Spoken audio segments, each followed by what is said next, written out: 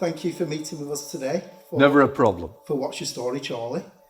I know we were meant to have you here last year to perform in front of the Chorley Theatre for the people of Chorley. But unfortunately, due to the circumstances, it's not been able to go ahead. And the same for this year. But thank you for meeting with us so we can at least give something to the people of Chorley virtually for them to enjoy a little snippet about yourself and what it is that, you know, you like about reading and why reading's important to you and why you think it's important for people to get into reading. I think you're absolutely right. It is about Chorley, but it's about reading. And part of that is bringing it together, isn't it? Because, you know, my day, the first thing I do, I have all the newspapers. I lay them all out and I go through the newspapers. And what I've not finished, I finish later on at night, but I have to read every paper every day. I feel there's something missing if I'm not. And it's picking up the snippets, picking up what's going on. And none more so than reading about Chorley as well. Yeah. And I think it is about the promotion of Chorley, what's good about Chorley. We all know it's the best place to live. You know, you begin to look around, you look at people. It's a friendly place, it's a great place, we've got a market, we've got lots of things going on. But, you know, what is Chorley famous for? We could say Cuckoo Gin, Droit soap, but people always say, there must be something special. And I always say, it's got to be that Chorley cake. So what I wanted to do was read a little bit, the ode to the Chorley cake. What is a flat, like old-fashioned iron, the perfect plane for butter to lie on? What is the colour of a healthy tan? What is round like the baking sun, the return rival of the sticky bun? What contains currants to perfection? The noblest of all civic confection.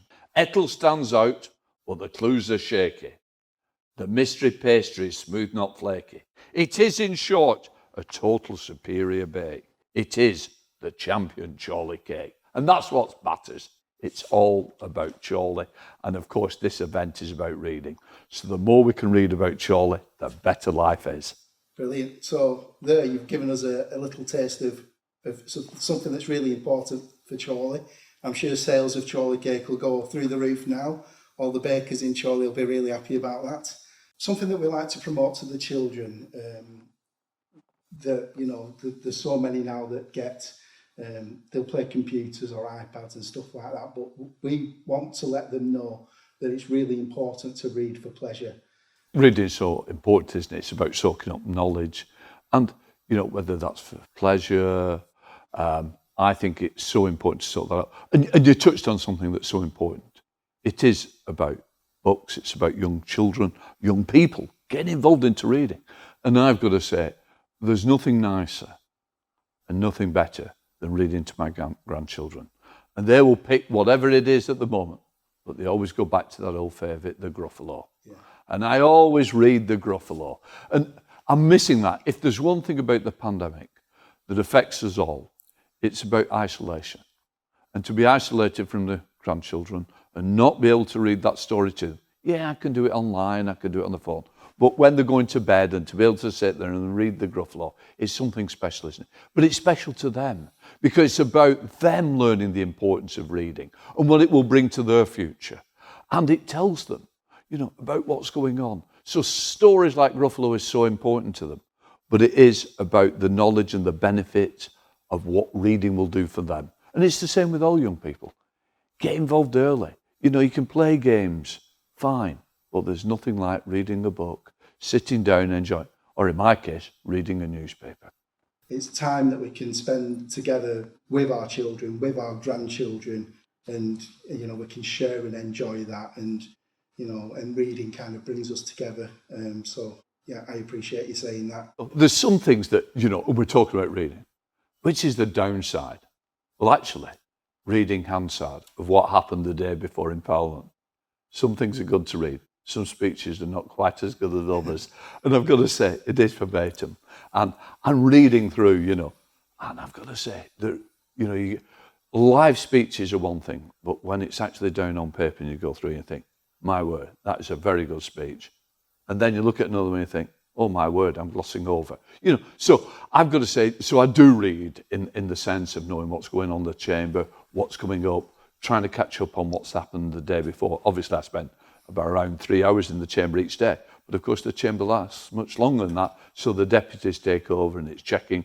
What I always find interesting is reading the story at the end, because what we do, we have 30 minutes debate that members bid for. And it'll be on, it could be on a railway station or something in the constituency. I really find enjoying reading what somebody's saying about their local area. I talk about Chorley all the time. So it's always nice to read about other people talking about their own constituency as well. So you get real excitement out of that. So, in a sense, there's always something to read.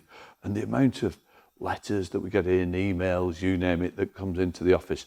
So all the time, there's something, I'm always looking at something. And the worst of it is, I've got Obama's book, President Obama's book. I'm desperate to make a start on that book. Unfortunately, I've not had time. Easter's now with us. So who knows, I might be able to start that book and get into at least the first chapter. Yeah, talking about American politics, there's been a rumour going around that Nancy Pelosi might be coming to Chorley. Is that true? Hopefully, absolutely. In fact, I've got a team up from Westminster at the moment, and they're looking around Chorley saying, they said to me, look, you've got the speakers conference, you've got the G7 speakers, the 7 most important speakers in the world. Coming to Chorley is something special, because normally they go to London. Well, people like that do London all the time. I said, you need to see a real part of England. You've got to come to the heart of England. You've got to come to Chorley. So yes, absolutely. We're expecting Nancy Pelosi in Chorley. Let's look forward to September when we have all the different G7 speakers arriving here. I think it'll be a great conference, and I think we've got a great story to tell. Let them know it will be the order of the Chorley Cake for them. Brilliant. I'm sure everyone will have a Chorley Cake on arrival for them to sample. Yeah, they probably want a cuckoo gin to go with it. Brilliant. Will you come back next year and tell the people of Chorley all about your story, how you've gone from being a Chorley councillor, been at Chorley Council for so long that you eventually got into the position of mayor, and then you got elected as an MP, and now you're the Speaker of the House of Commons. Will you share that story with the people of Chorley at Watch Your Story Chorley next year for us, please? I'd love to come to Watch Your Story next year. I'd love, if people are willing to, question me about how I got on the council right through to Parliament to become a Speaker. I'd love to tell that story. If people are willing to listen to it, I'm certainly willing to tell it to them. Yeah, I'm sure the people of Chorley will love to listen to that. And, I think the people of Chorley are proud that you've got into the position that you're in. It's a local boy that's done good. So I think there'll be no problem getting people here to see you and to ask you questions about your, I hate saying your journey, but your journey through to the Speaker of the House. It's our journey. I always say to people, it's our journey. It's the people of Chorley. I couldn't have done this without the people of Chorley. The people of Chorley put me to where I am. Yeah. So, without them, it would never have happened. So it's a big thank you to the people of Chorley. I'd love to tell the story. I think it's something that would, if people are interested, I'll tell them. But is the big thank you. I've got to say, without the people of Chorley, it would never have happened. They set me off on the road. They set me off on this journey. And more than happy to come back, and absolutely, it'd be a delight. It'd be a pleasure to be turning up at Chorley Little Theatre. Thank you, Lindsay. Really appreciate that. Thanks for your time today, and thanks for coming to speak to us. I better say, at the Empire. Yeah. At the Empire. Let's get it right. I'll be shouted at by Estelle if I don't.